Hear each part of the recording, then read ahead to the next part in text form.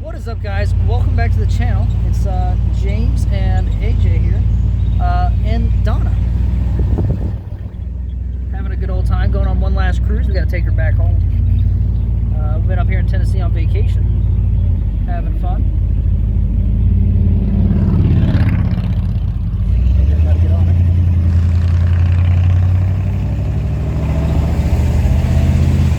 Tell them what you think about the car, man. It's the first time you've ever had her. It is the first time I've ever been in it.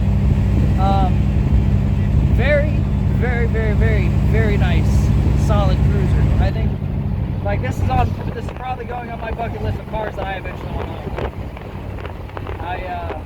I'm not a big fan of the convertible top, personally, but for up here in the mountains, it's great. Don't get me wrong, it's great in the mountains. But I'm more of a hardtop kind of fan, which is kind of hypocritical for me coming from the guy that bought a convertible Mustang. But in my defense, the reason I bought the convertible Mustang was because I had a job, I got my own money, I wanted a Mustang, and I wanted it now, and that was the only one I could afford, so guess what I did? I went and bought a Mustang. Big financial regret of mine, don't worry. Hey, you know, for those of you who don't know the history of Donna, I bought my first 68 Galaxy convertible in 1999 when I was in 5th grade. So I've literally owned one of these cars since last century. Punch buggy, no punchbacks. Anyways, so it's always been a part of me pretty much since I can remember. So I could never live without this convertible. There's no way. I had the first one taken from me in a wreck, and I immediately went out and bought this one. Yep. So we're gonna cruise for a little bit. You guys just enjoy the video, enjoy the mountains. Hopefully the wind noise isn't too bad. Can I tell them about the story? Oh, I mean, sure, go ahead and tell them. Okay, alright.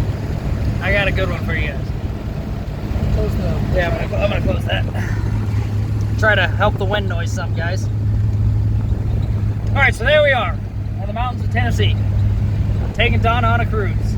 Good girl, she's great, alright? You gotta tell them where we're at, though. Like, this is specific. Yeah, we're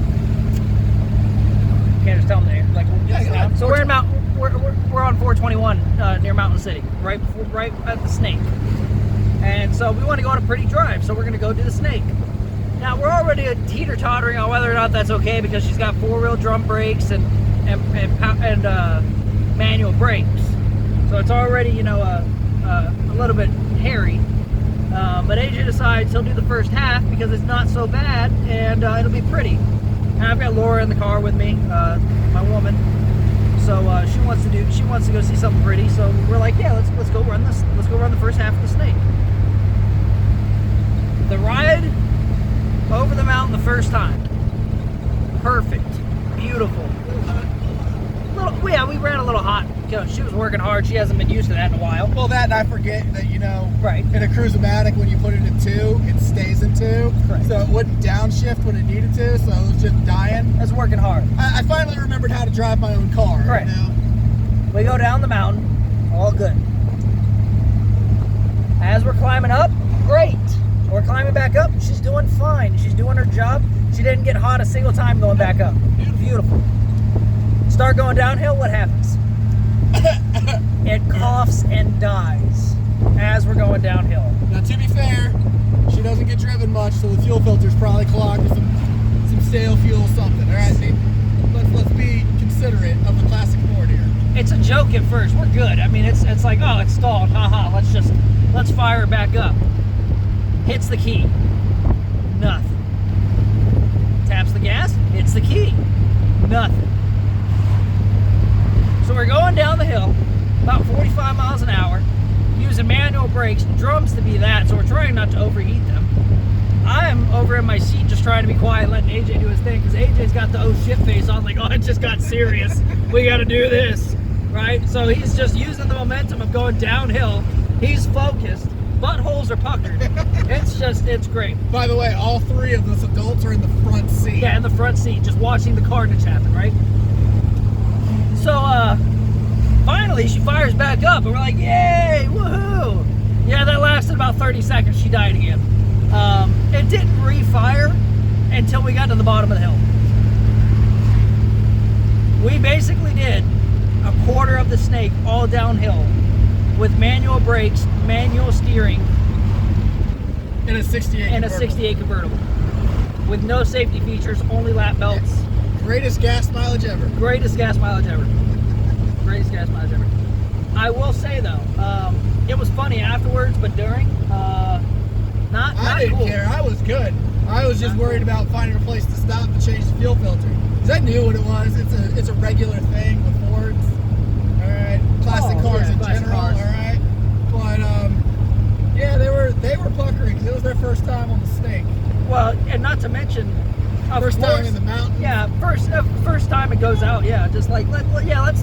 We've been driving it for a while. We First drove it. handful of times in the car. How many miles is that? We just hit 67,000 original miles. No. Spot on. What's the spot mileage? Exactly as we sit right now, 67,105. Okay, so we've done over 100 miles in this thing, and it did not start doing that until we got on the snake. So just perfect timing, really. And AJ says that he wasn't scared. He definitely was worried. He was about to lose his baby. I was worried because it's hard to manually steer and manual brake a car. That weighs but 4,000 pounds. I had it under control. If I was panicking, they would have known it. But I had it down. It's nothing I haven't done before. You know, a classic car throws hissy fits. That's why she's named Donna. All right. Fiery redhead. So hopefully you guys are watching both the views a little bit. I know James was watching the A-pillar for most of it. I'm sorry. But, you know, James has never been up in the mountains of Tennessee, so we're just kind of out for a drive. We're going to go put her back in storage for a little while. If you're ever in Johnson County, you'll probably see her at a car show. We'll probably be reclaiming her soon. By the time she comes home. I can't reclaim her until Dad's done with her, or I give him back the beast that's running. So either we got to do a whole bunch of work and get that beast on par to get this car, or we're just gonna have to play the waiting game. Also, another thing we thought of, we've been looking at, because as you guys know, it'll probably be in the video that goes up before this one, hopefully. If not, then I'm spoiling something. Turbo Celic is almost done. Just got to solve a little oil leak problem and then hope the car tunes itself to like it. But anyway, besides the point, looking at getting we were talking about getting a larger trailer because, you know, once you start putting boost on an older car, sometimes they like it, sometimes they don't. They definitely aren't ready to go 750 miles one way.